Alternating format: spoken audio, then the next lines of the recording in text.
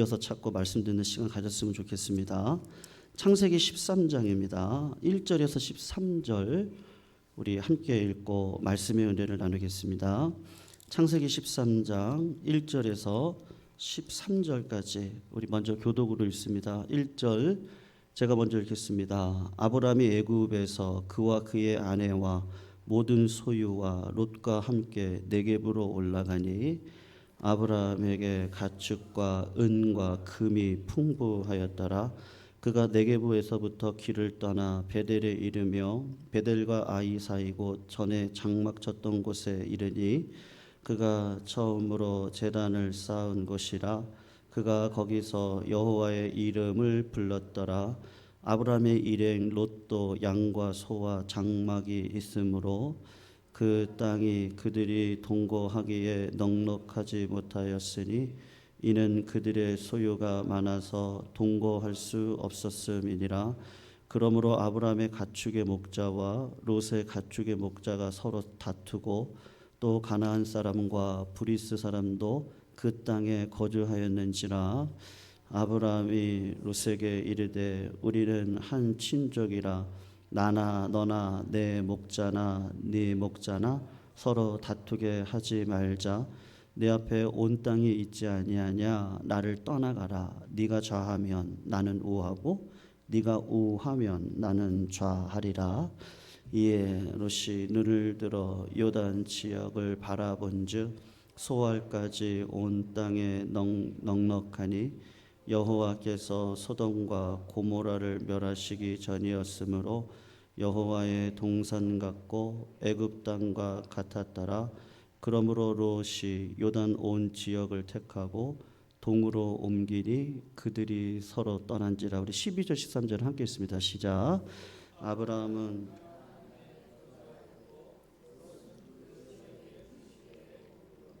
그 장막을 옮겨 소돔까지 이르렀다다. 소돔 사람은 여호와 앞에 악하며 큰 죄인이었더라. 아멘. 오늘 이 관계에 대해서 오늘까지 좀 말씀의 은혜를 나누어 보고 싶습니다. 성도님들, 마태복음 5장 5절에 보면요, 지금 중동에서 전쟁이 일어나서 평화를 잃어버렸는데요, 온유한 자가 복이 있나니 저가 땅을 기업으로 받을 것이다 라고 이야기를 했습니다.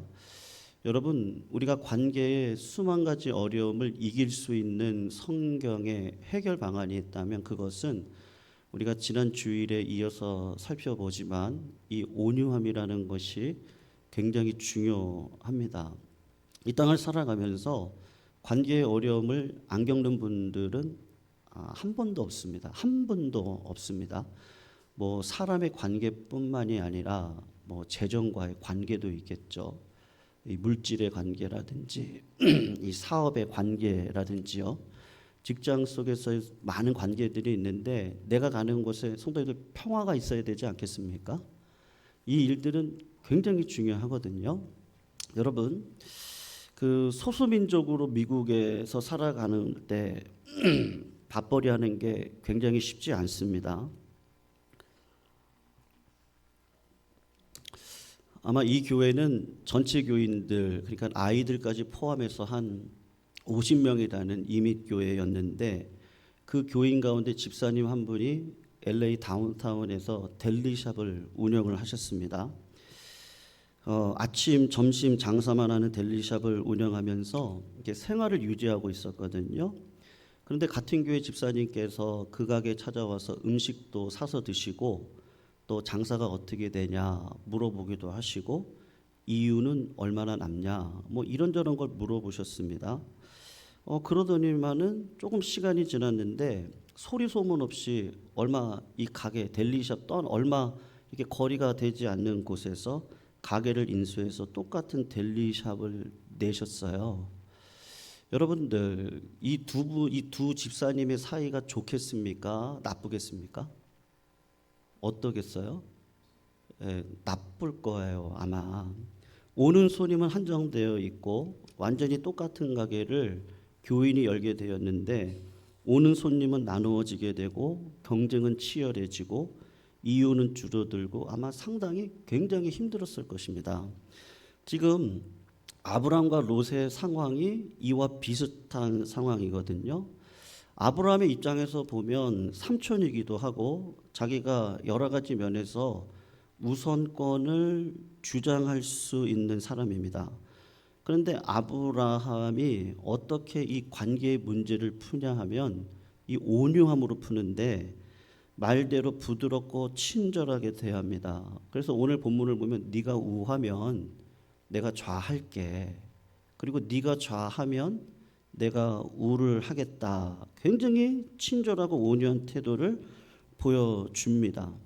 여러분 질문인데요. 둘 중에 한 사람이 양보를 해야 된다면 어른이 양보를 해야 됩니까? 아니면 젊은 롯이 양보를 해야 됩니까? 우리나라는 동방예의지국 간습에 의하면 젊은 롯이 양보를 하는 게 맞습니다. 그런데 아브라함이 양보를 합니다. 그러면 왜 양보를 하죠? 여기서 이게 포인트는 여기 있거든요. 왜 양보를 할까요? 우리가 읽었던 창세기 13장 앞에 보면 몇 장이 있어요? 13장 앞에는 몇 장이 있습니까? 12장에 있죠. 그리고 12장에는 어떤 사건이 기록되어져 있냐면 아브라함이 내가 가나안 땅에 갔는데 기근이 막 임했단 말이에요. 하나님이 약속의 땅에 보냈으면 믿음으로 그 자리를 지키면 하나님이 살려주시겠어요? 안 살려주시겠어요? 살려주시겠죠. 그런데 이 초년병의 믿음이다 보니까 이집트로 그 기근을 피해서 떠났단 말입니다. 그런데 이집트에는 이상한 풍속이 있어요. 여자가 와이프가 이쁘면 그 남편을 죽여요. 그리고 그 여자를 뺏는 풍습이 있습니다. 사라가 굉장히 예뻤던 것 같아요. 그러니까는 아브라함이 기근을 피해 갔는데 죽을 운명에 처했단 말이에요. 그러니까 어떻게 하냐면 이제 거짓말을 하는 거죠. 야, 아내한테 얘기를 하는 거야. 여보, 당신을 그냥 내 누이라고 우리 속입시다. 아, 그랬는데 누가 아내를 좋아하는 거예요? 바로 왕이 좋아하는 거예요. 그래가지고 사라를 빼앗아 갔어요. 큰일 나게 생겼어요. 여러분 누구 잘못입니까? 아브라함 잘못이잖아요. 바로는 몰라요. 이 사실을 몰라요. 그런데 하나님이 어떻게 하시죠? 애굽 왕 바로에게 나타나서 혼냅니다. 그리고 애굽 왕에게 받았던 그 은금 재물이 엄청 많았거든요. 여러분 아브라함이 잘나서 물질 얻은 게 아니에요. 그런데 하나님이 아브라함을 혼내시지 않는단 말이죠. 그리고서는 가나안 땅에 왔는데 이 물질이 많다 보니까 이게 이제 싸움이 되기 시작을 한 거예요. 여러분 아브라함이 굉장히 롯에게 온유하게 대했습니다. 네가 우하면 나는 좌할게. 네가 좌하면 나는 우할 거야. 야, 네가 먼저 선택해라. 그렇게 이야기했던 이유가 뭔지 아십니까? 아브라함이 창세기 12장에서 어떤 하나님을 경험을 한 거예요. 내가 아무리 연약한 가운데 있다 할지라도 하나님은 나를 자녀 삼아 주셨기 때문에 어떠한 상황 가운데서도 축복을 주신다 안 주신다? 주신다는 것을 깨달은 거예요. 그리고 물질을 얻었는데 물질이 복이 아니라는 걸 금방 깨달았다고요. 왜냐하면 물질로 인해서 이 가족관계가 깨지게 생겼단 말이에요. 여러분 유산 때문에 가족관계가 깨진 가정들이 얼마나 많아요? 요새는 다 몇 대 몇 대 몇이에요? 대답이 없으시네요. 몇 대 몇 대 몇이에요 요새는요? 무조건 1대1입니다. 네. 뭐 부모님이 뭐라고 얘기하지 않는 이상은 다 1대1이에요. 그렇게 해서 이 법령으로 그렇게 정해놨거든요. 그러니까 물질로 지금 싸움이 벌어지게 생긴 거예요. 근데 아브라함이 뭘 깨달았어요? 하나님께서 하나님의 하나님 되심을 경험하게 하셨는데 내가 잘한 게 없는데 물질을 주신 하나님, 그 물질을 가지고 관계의 어려움 속에서 하나님이 나를 지금 테스트하고 계시는구나. 물질이 복이 아니라 뭐가 복이에요? 축복을 주시는 하나님이 나와 함께 하시면 복이겠죠. 그러니까 아브라함이 이미 이거를 한번 테스트를 통과하고 내 마음 가운데 믿음이 들어와서 관계의 어려움 가운데 확실하게 정할 수 있는 거예요. 네가 어느 쪽을 선택하든 상관없어. 하나님이 나와 함께 하시면 되는 거야. 그 마음을 가지고 관계를 풀어간단 말이에요. 내 손해봐도 상관없어요. 하나님이 함께 하시면 하나님이 놀라운 은혜를 우리 모두에게 베풀어 주실 줄로 믿습니다. 그 마음을 딱 품은 거예요. 그 마음을 품고 관계를 이렇게 온유하게 부드럽게 잘 끝냈어요. 그랬더니 하나님께서 어떤 일이 일어나게 하시죠? 우리가 본문을 다 읽지 않았는데 14절, 우리 성경책을 찾아보신 분들은 14절을 보시면 롯이 아브람을 떠난 후에, 그리고 아주 인상적인 말씀을 하십니다. 여호와께서 아브람에게 이르시되 너는 눈을 들어서 동서남북을 바라봐라. 그리고 15절을 보면 보이는 땅은 내가 너와 내 자손에게 어떻게 주리라요? 영원히 주리라. 이렇게 지금 이야기를 한단 말이에요. 여러분, 여러분 우리가 뭐 물질로 인해서 관계에 어려움이 있을 수 있어요. 네. 또 여러 가지 관계 속에서 어려움이 있을 수 있거든요. 그런데 그럴 때 내가 경험한 하나님이 분명하게 있기 때문에 그 마음을 가지고 모든 관계를 하나님 편에서 풀어가는 거란 말이에요. 아브라함이 지금 그렇게 풀어가는 거예요. 자, 그리고 오늘 두 번째 구절인데 우리 한번 교독을 한번 읽어볼게요. 사무엘서 26장 PPT 한번 띄워주세요. 교독을 한번 읽어봅니다. 제가 먼저 읽겠습니다. 이에 다윗이 26장 12절입니다. 사무엘상 26장 우리 조금 찾아보실까요? 네, PPT도 있는데요. 그 앞구절도 우리가 좀 살펴봐야 되니까 26장 6절에서 12절 우리 같이 한번 교독으로 읽어보도록 하겠습니다. 6절 제가 있습니다. 이에 다윗이 햇사람 아히멜렉과 수르야의 아들 요압의 아우 아비새에게 물어 이르되 누가 나와 더불어 진영에 내려가서 사울에게 이르겠느냐 하니 아비새가 이르되 내가 함께 가겠나이다. 다윗과 아비새가 밤에 그 백성에게 나아가 본즉 사울이 진영 가운데 누워 자고 창은 머리곁 땅에 꽂혀 있고 아브넬과 백성들은 그를 둘러 누웠는지라. 아비새가 다윗에게 이르되 하나님이 오늘 당신의 원수를 당신의 손에 넘기셨나이다. 그러므로 청하오니 내가 창으로 그를 찔러서 단번에 땅에 꽂게 하소서. 내가 그를 두 번 찌를 것이 없으리이다 하니 다윗이 아비새에게 이르되 죽이지 말라. 누구든지 손을 들어 여호와의 기름 부음 받은 자를 치면 죄가 없겠느냐 하고 다윗이 또 이르되 여호와께서 살아계심을 두고 맹세하노니 여호와께서 그를 치시리니 혹은 죽을 날이 이르거나 또는 전장에 나가서 망하리라. 우리 같이 읽습니다.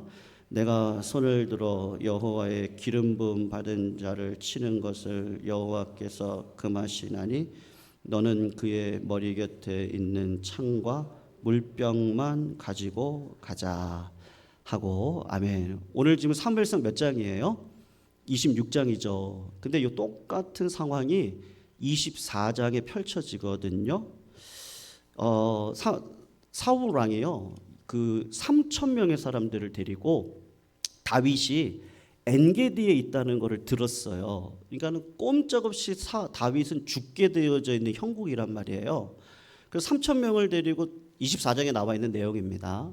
다윗을 죽이려고 쫓아갔는데 다윗이 어디로 숨었는지 숨었단 말이에요. 근데 엔게디에는 동굴들이 많거든요. 그러니까 다윗이 수하들하고 동굴에 딱 숨어 있는데 사울 왕이 아니 글쎄 혼자 들어오는 거예요. 그 굴을요. 그리고는 용변을 보고 있는 거예요. 그랬을 때 다윗의 수하에 있는 사람들이 뭐라고 얘기했냐면 여호와께서 당신에게 이르기를 내가 원수를 너의 손에 넘기리니 네가 좋은 대로 그에게 행하라고 지금 이런 상황을 주신 것 같습니다. 그렇게 이야기를 한단 말이죠. 그러면서 사울을 죽입시다 그렇게 이야기를 해요. 그럴 때 다윗이 어떻게 하냐면 기름 부은 자를 죽이면 안 된다. 하나님이 하실 거야.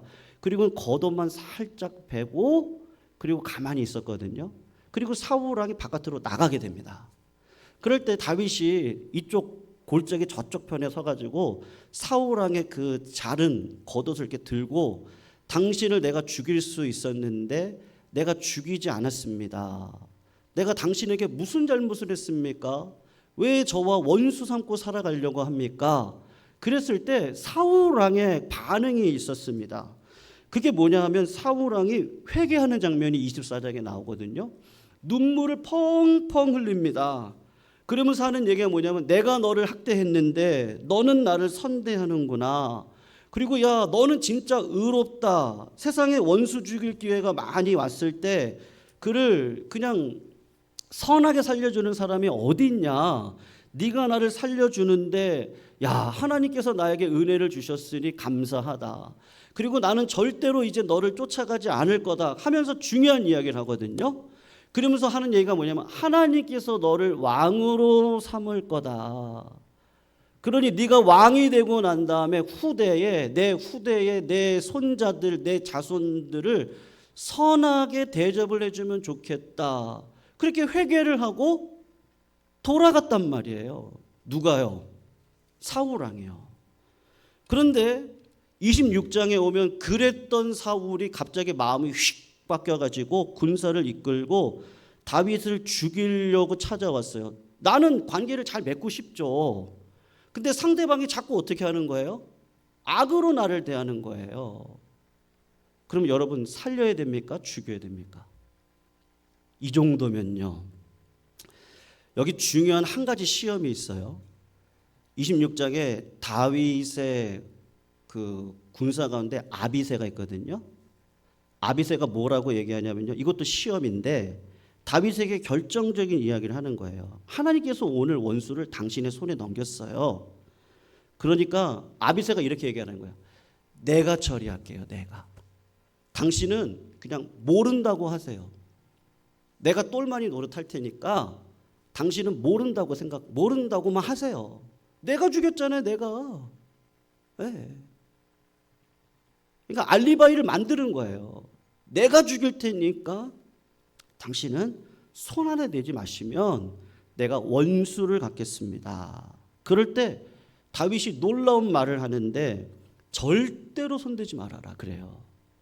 사울을 우리가 심판할 것이나 죽일 것이 아니라 하나님께 맡겨야 된다라고 하고 악을 악으로 갚는 게 아니라 선으로 갚는 일을 행하고 있단 말이에요. 여러분 다윗이 뭐 잘나서 그랬겠어요? 여러분 24장 26장 사이에 몇 장에 있을까요? 뒤가 5로 끝납니다. 제가 졸려오실까 봐 말씀드리는 거예요. 피곤하시죠? 한 주간 살아오시면서요. 네, 조금만 집중해 주세요. 25장이 있죠?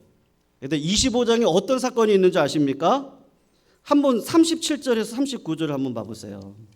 25장 37절에서 39절 우리 같이 한번 읽어봐요. 성경책을 보고 읽어봐요. 읽어봅니다. 시작. 아침에 나발이 포도주에서 깬 후에 그의 아내가 그에게 이 일을 말하매 그가 낙담하여 몸이 돌과 같이 되었더니 한 열흘 후에 하나님께서 나발을 치심해 그가 죽으니라. 나발이 죽었다 함을 다윗이 듣고 이르되 나발에게 당한 나의 모욕을 갚아주사 종으로 악한 일을 하지 않게 하신 여호와를 찬송할지로다. 여호와께서 나발의 악행을 그의 머리에 돌리셨도다 하니라. 다윗이 아비가일을 자기 아내로 삼으려고 사람을 보내어 그에게 말하게 하매. 여러분 지금 25장에 어떤 일이 있냐면 다윗이 군사들을 이끌고 사울 왕을 피해서 나발이 운영하고 있는 목장 근처까지 다 간 거예요. 근데 거기서 군사를 데리고 있으니까 짐승이 나발의 양이나 소나 이거를 침범하지 못하고 도적들이 오지를 못하는 거예요. 그러다가 나발에게 다윗이 지금 수하에 있는 사람들이 많이 있잖아요. 그러니까 나발에게 부탁을 한 거예요. 우리가 여기서 밤낮 있다 보니까 너희가 많은 유익을 얻었는데 우리에게 좀 필요한 양식을 좀 줘라. 그렇게 얘기를 했거든요. 근데 나발이 고마워하지를 않고 오히려 이세의 아들 다윗 이렇게 막 찍어 누르면서 무시하면서 그에게 내가 왜 물질을 주느냐고 하면서 거절을 합니다. 그때 다윗이 화가 나가지고요, 나발을 내가 죽이겠다고 다 칼을 차라. 그리고 나발을 죽이기 위해서 가는 거예요. 근데 누가 중간에서 협력자로 나오냐면 나발의 아내였던 아비가일이 다윗을 쫓아와서 이야기를 하는 거예요. 나발은 미련한 자입니다. 제가 음식을 가져왔으니까 마음을 좀 누그러뜨려 주세요 하고 이렇게 누그러뜨리는 거예요. 그리고는 시간이 지나갔거든요. 근데 여러분, 나발이 굉장히 악한 짓을 했는데 그것을 누가 치는 거예요? 하나님이 치는 거예요. 나발이 그거를, 죄송합니다, 다윗이 이 사건을 딱 경험한 거예요. 그리고 내 마음 가운데 뭐가 들어와요? 믿음이 딱 들어오는 거예요. 내가 믿는 하나님은 어떤 하나님이에요? 감찰하신 하나님이시구나. 내가 믿는 하나님은 악인과 선인 가운데 감찰하시고 그의 행위를 보시고 다루셔서 그 행위에 합당하게 축복도 주시고 심판도 행해 주시는 분이시구나. 하나님은 살아계시는구나.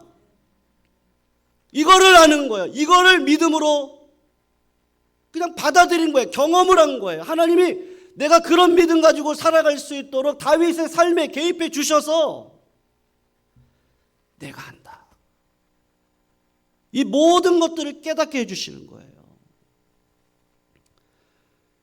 여러분, 그러니까 25절을 경험하고 26절에 왔는데 시험이 왔어요. 사울을 내가 죽일 수 있어요. 내 손에 피를 안 묻혀도 돼요. 내 옆에 있는 사람이 대신 져주겠대요. 감옥 들어갔다 오면 되는 거예요. 난 몰라요.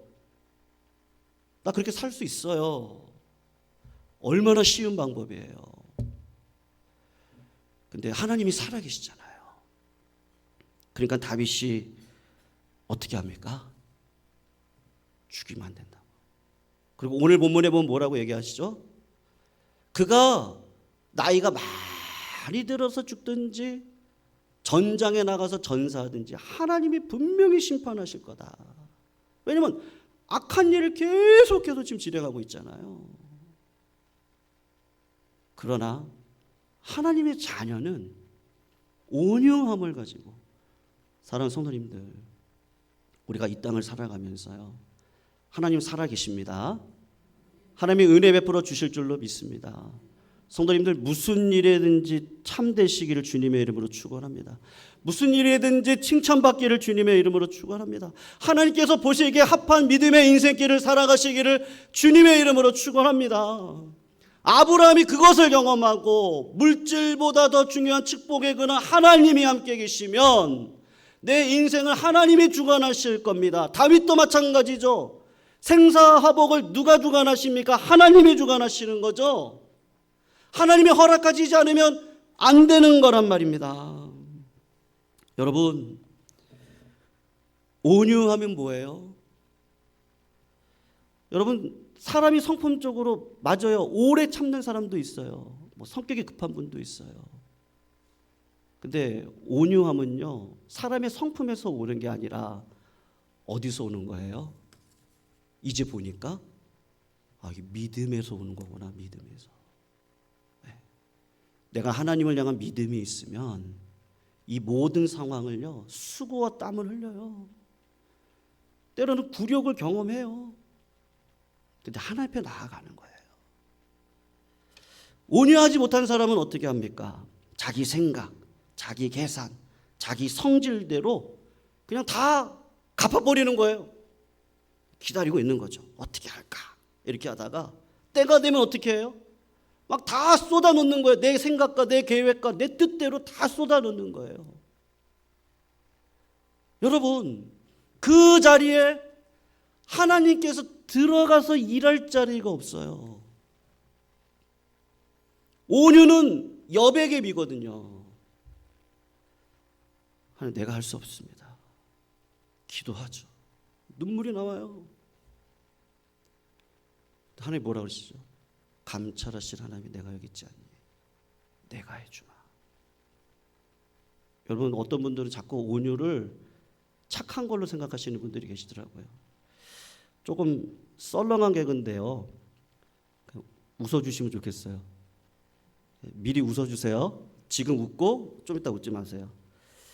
너무 착하고 온유한 사람이 있었어요. 성질 나쁜 사람이 그 사람의 뒤로 와가지고 팔을 이렇게 딱 꺾었어요. 근데 이 사람이 착해요. 하지 마. 아프잖아. 또 세게 꺾었어요. 하지 마. 너무 아프잖아. 근데 이 사람이 악해가지고 또 세게 꺾었어요. 하지 말래니까. 그러다가 팔 부러져. 근데 이 사람이 확 꺾어가지고 팔을 부러뜨렸어요. 내가 하지 말라 그랬잖아. 여러분, 이게 온유입니까? 무조건 양보하는 게 온유예요? 역시 안 웃으시네요. 제가 이럴 줄 알았어요. 성도님들, 우리가 이 땅을 살아가면서 지혜가 필요하거든요. 뱀 같은 지혜와 비둘기처럼 순결함이 필요한데, 요한복음 8장에 가면요, 예수 그리스도를 의도적으로 궁지에 몰아넣고 죽이려고 하는 바리새인들의 계략이 드러났는데, 그게 뭐냐면 간음한 여자를 데려다가 놓고 이 여자가 간음을 했는데 어떻게 하면 좋겠습니까? 그때 예수님의 별명이 뭐냐면 죄인들의 친구란 말이에요. 근데 예수님이 율법에 따라서 돌을 들어서 저 여자를 쳐서 죽이라. 그러면 바리새인들이 뭐라고 이 예수님을 공격하겠어요? 죄인들의 친구라며. 그런데 율법을 가지고 사람을 죽여? 이렇게 판단을 하려고 지금 기다리고 있고, 만약에 반대로 그 여인을 온유한 마음으로 풀어주면, 선지자라고 하는 사람이 하나님의 율법을 그렇게 무시를 해? 여러분, 그러면 양쪽이 지금 다 걸리는 상황이거든요. 근데 예수님이 어떻게 하시죠? 온유한 마음으로 판단하지 않으셨어요. 땅에다가 뭐를 쓰셨어요. 아마 제가 볼 때는 돌을 들고 치려고 하는 자들의 죄악이 아닌가 싶어요. 그리고 예수님이 뭐라고 얘기하시죠? 딱딱 털면서 죄 없는 자가 이 여인에게 돌로 쳐라. 여러분, 하나님의 그 사랑이 이 여인에게 뭐라고 얘기하시죠? 으이그, 네가 그러니까 이러고 살지. 예수님이 그렇게 얘기하지 않으시고 어떻게 하시죠? 나도 너를 정죄하지 않으니까 죄 짓지 말고 살아라. 그리고 돌려보내죠. 예수님의 지혜는 여기 있습니다. 성도님들, 그 여자의 죄를 누가 지고 십자가에 들어갑니까? 예수님이에요. 여러분, 내 주변에 굉장히 힘들고 어려운 상황들이 많습니다. 이건 관계 문제뿐만 아니라 여러분, 물질의 어려움도 있으시잖아요. 그냥 나도 그래, 그럼 물질이나 한번 해볼까? 하나님이 어디 계실까? 가정에 어려움이 있을 수 있죠. 관계 어려움들이 생겨요. 그럴 때 인간적인 생각과 계획을 그냥 한번 다 쏟아내 볼까? 예수님이 뭐라고 그러시죠? 수고하고 무거운 짐진 자들아, 다 내게로 와라. 내가 너희를 쉬게 하리라. 그리고 주님이 하신 말씀이요, 나는 온유하고 겸손하니 내 멍에를 메고 내게 배우라. 여러분, 우리가 악을 악으로 갚지 않고 아무리 힘들고 어려운 상황 가운데서도 기도를 놓칠 수 없고, 그리고 하나님을 바라보는 것을 내가 놓칠 수 없는 이유는 뭐예요? 예수 그리스도께서 2000년 전에 우리의 죄악을 십자가에 이미 다 불태워버리고 승리하신 그 부활의 능력이 우리 주님께 있기 때문에 그런 줄로 믿습니다. 이분의 능력이 오늘 내 삶에 들어와서 주님처럼 삶을 살아가게 하시는 거죠. 그래서 남의 눈에 눈물을 내게 하고 싶지 않아요. 하고 싶은 말 많죠. 무조건 양보하겠다는 얘기 아닙니다.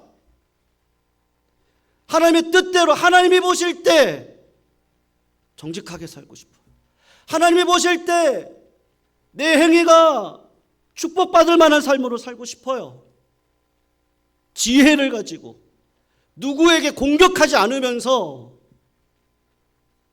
오히려 그 악을 내가 지고 십자가 앞에 나아가 하나님 이 죄악의 문제를 어떻게 합니까? 할 때 주님이 그 문제를 해결해 주시면서 오히려 하늘의 눈물과 능력을 주셔서 세상의 그 험한한 파도를 말씀의 반석으로 딛고 그리고 믿음으로 살아갈 수 있도록 우리들의 삶을 하나님이 요구하시는 게 뭐예요? 바로 이 예수님의 온유 아니겠습니까? 지난주 중에 우리 성도님들 이런저런 사건들이 좀 있었어요. 굉장히 눈물 지을 일도 많고 마음의 결단도 했는데, 근데 어렵지 않았던 상황이 언제 있었어요? 힘들지 않았던 상황이 언제 있었습니까? 근데 오히려 이럴 상황 가운데 하늘의 그 하나님의 능력을 내가 만나는 자리가 될 때 하나님께서 오늘도 저희들의 삶을 이끌어 가 주실 줄로 믿습니다. 우리 대장 누구세요? 예수 그리스도이세요. 내 평생 누가 이끌어 갈 거예요? 하나님이 이끌어 가실 거예요. 삶에 어려움이 오면 어떻게 하시면 돼요? 그 죄악을 내가 품으세요. 그리고 십자가 앞으로 나아가세요. 하나님 앞에 올려드리세요. 하나님 모든 것들을 받아주실 줄로 믿습니다. 그리고 믿음의 삶에 찾아온 자에게 하나님을 만나도록 내 삶을 이끌어 주실 거예요. 그 하나님이 내 편이에요. 나는 하나님의 자녀입니다. 아무리 힘들고 어려워도 나는 하나님의 길을 걷겠습니다. 하나님이 그 길을 우리들에게 인도해 가실 줄로 믿습니다. 우리 말씀 붙들고요. 찬송가 413장